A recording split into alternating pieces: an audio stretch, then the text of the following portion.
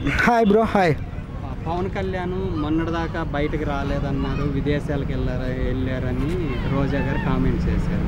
So ఇప్పుడు విజయవాడలో tour చేస్తున్నారు, ఎలా కనిపిస్తుంది? ఫస్ట్ థింగ్ అండి, ఆయన్ని క్రిటిసైజ్ చేసేవారికి కర్మణ్యే వాధికారిస్తే మా ఫలేషు కదాచన అని మనం మహాభారతంలో ఒక శ్లోకాన్ని వినే ఉంటాం. మన కర్మలు మంచిగా చేస్తే మనకు ఫలితాలు ఎలా వస్తాయి అనేది ఇస్ ద ఎగ్జాంపుల్.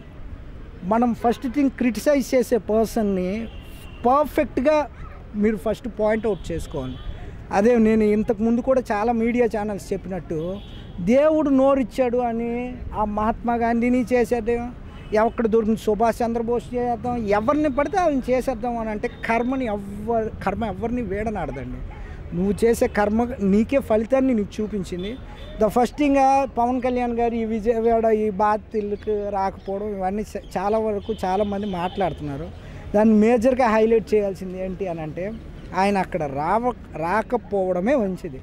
ఆయన అక్కడ రావడం వల్ల సెక్యూరిటీ రీజన్స్, ఫస్ట్ థింగ్ అక్కడికి రావడం వల్ల పోలీస్ డిపార్ట్మెంట్ ఎంతవరకు కావాలి, ఆ వరద నీటి లోపల ఆయనకున్న ఫ్యాన్ ఫాలోయింగ్ గురించి వేరేగా చెప్పనవసరం లేదు.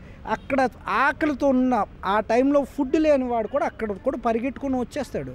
అక్కడ ఈవెన్ దో వాటర్ కూడా వద్దు, ఆయన్ని చూస్తే మాకు చాలు అని వచ్చేస్తారు. దానివల్ల సెక్యూరిటీ ఎన్ని కాంప్లికేషన్స్ జరుగుతాయి, సెక్యూరిటీకి ఎంతవరకు ఇబ్బందులకు దారితీస్తాయి.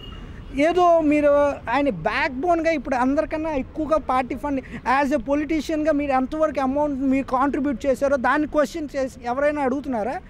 యాజ్ ఎ పొలిటీషియన్గా ఆయనకి ఈజీగా ట్రోల్ చేశారు.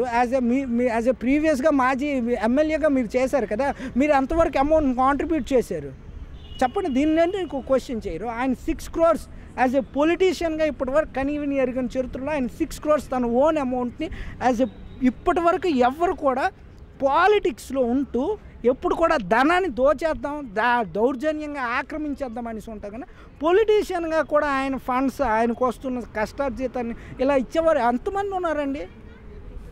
ఏదో నోరుంది ఏదో క్రిటిసైజ్ చేద్దాం అనేసి ఉంది. ఈ టైప్ ఆఫ్ క్వశ్చన్స్ కూడా మాకు చాలా ఇరిటేషన్ కాదు, ఫస్ట్ థింగ్ మాకు బాగా డిప్రెస్ చేస్తాయి. ఫస్ట్ థింగ్ యాజ్ ఎ ఫ్యాన్గా కాదు, ప్రతి ఒక్కరికి కూడా డిప్రెస్కి వెళ్తారు కంపల్సరీ.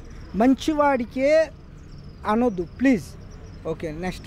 అది అంటే ఇప్పుడు విజయవాడ వెళ్ళి చూడటానికి వెళ్తున్నారు కదా, విజయవాడ అంతా అంటే వరదలో కుట్టి ఉన్న వాళ్ళందరినీ చూడటానికి వెళ్తారు. కొంతమంది వస్తున్నారు దేనికి చేతులు ఊపడానికి వస్తున్నారా అని చెప్పేసి ఒక వీడియో అయితే పెట్టారు. సో బాగా వైరల్లో కూడా అవుతుంది. అది పవన్ కళ్యాణ్ని ఉద్దేశించి అన్నారు. మరి దాని మీద ఏమంటారు అసలు? అంటే వాళ్ళని పరామర్శించకుండా ఎలా ఉన్నారని అడగకుండా చేయి చూపించేసి వెళ్ళిపోయారని చెప్పేసి అంటున్నారు. ఫస్ట్ థింగ్ అండి, ఈ టైం లోపల మనకు కావాల్సింది పరామర్శ కాదండి.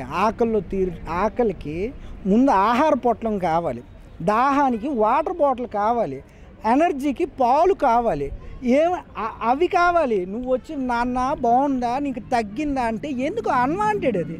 ఆ టైంలో మీకు పరామర్శ వల్ల నీకు ఎటువంటి యూజ్ కూడా లేదు. ఆ టైంలో ఆపదలో ఉన్న ఎవరికైనా ముందు మీకు దొరకాల్సింది హెల్ప్, సొల్యూషన్ యూ నీడ్.